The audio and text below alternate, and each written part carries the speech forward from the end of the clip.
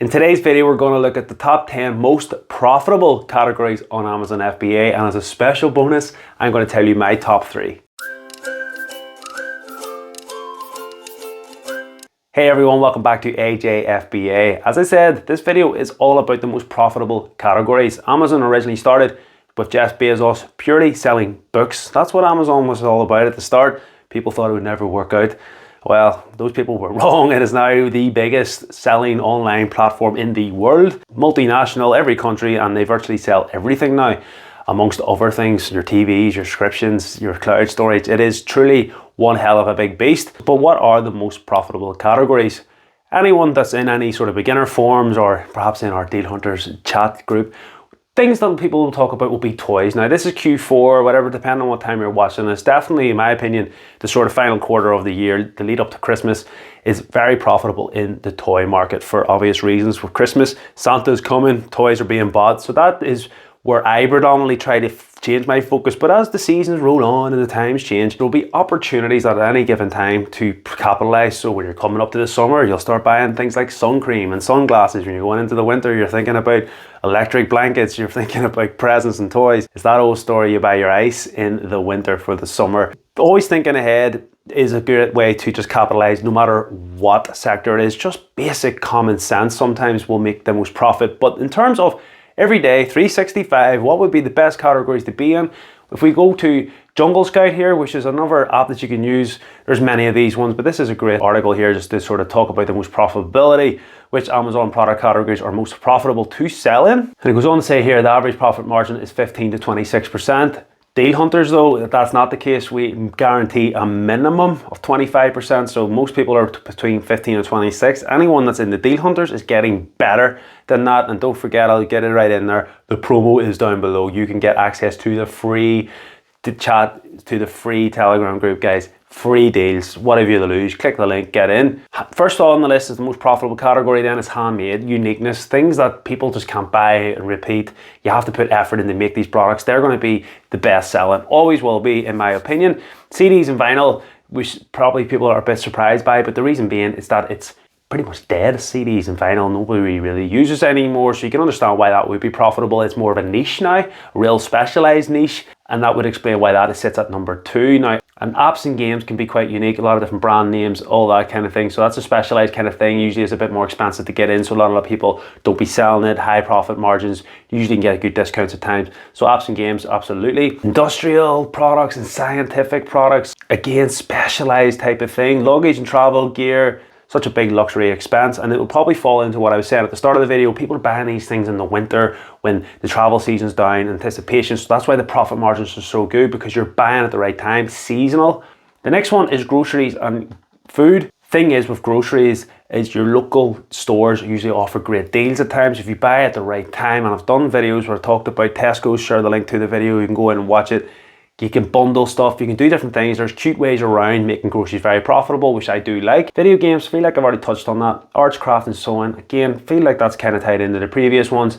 Pet supplies is such a wide range. It could be food, it can be toys, it can be all the things above that I've mentioned. That could fall into handmade gifts and all that. So that whole sort of section could be very profitable, which it is.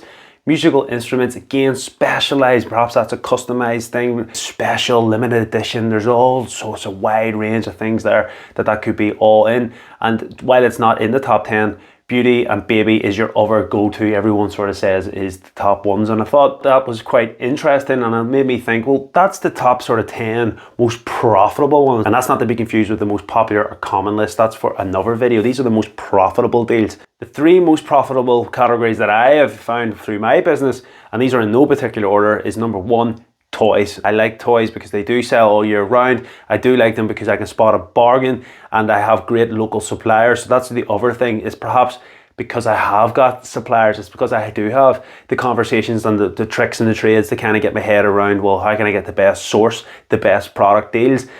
So that could probably be any type of category. I'm just fortunate enough to have that connection, to have the link, to have that interest in toys and brands, and I've got 2 young kids, so I can kind of naturally see what the trends are, and that's probably my best bit of advice I can give to someone. Try to sell stuff you know. Peter Lynch is a big, massive, worldwide known investor, and what he always says is know your stock, and that applies for anything. Know your stuff. If you know your stuff and have conviction, you're likely to be able to spot a deal, buy a deal, and have conviction to hold out for a certain price. So toys for me is going to be an all year round thing. Maybe take the foot off the gas around January, end of December for a while, just while that sort of rushes over. But for me, all year round, toys has got to be in there. The next thing that I like then is groceries. Now, the reason I like groceries is anyone follows me on my stock channel will know that I talk about the food shortages, I talk about supply issues, I talk about all these, and you can spot trends. And I like to use charts and information to be able to see, well, where is the trend? Is wheat going through the roof? Is there a shortage in a certain commodity that you would be using for food? There's so many ways of being able to check that out. So I do actually like to use my own sort of idea. And again, that comes back to know your stock, have an insight, a way of being able to spot trends. And within that, to me, the grocery sector, being able to buy bulk through your local Tesco's or your Asda or Sainsbury's or whatever it may be, it's a great way of being able to kind of get into wholesale without actually having wholesale or really any experience. So again, I highly recommend people consider getting into groceries. And lastly, I love hair, makeup, beauty products, mostly because I can try to always buy products that my wife gets freebies for. She's always good for that. When you get into more wholesale, you'll notice you always get freebies. What do you do with these freebies? Most of them you can't sell, so I get to reuse them and give them to family members, my mum, my wife, things like that. So that's probably just another reason why I kind of like that. But I also like the fact that most things are small. Eyeliners, things like that, you can pack out so many of them in a box. Great return on profit if you get the right deal. And also they usually fall under the Dangerous Good Acts, which puts off a lot of sellers, so it kind of gives you a little opportunity to kind of skip beyond the beginners. So if you can try to get Dangerous Good Acts approved on your account as soon as possible, that will give you an advantage over the rest. So they're my 3 top profitable categories that I think any new Amazon FBA beginner should be considering. But don't forget,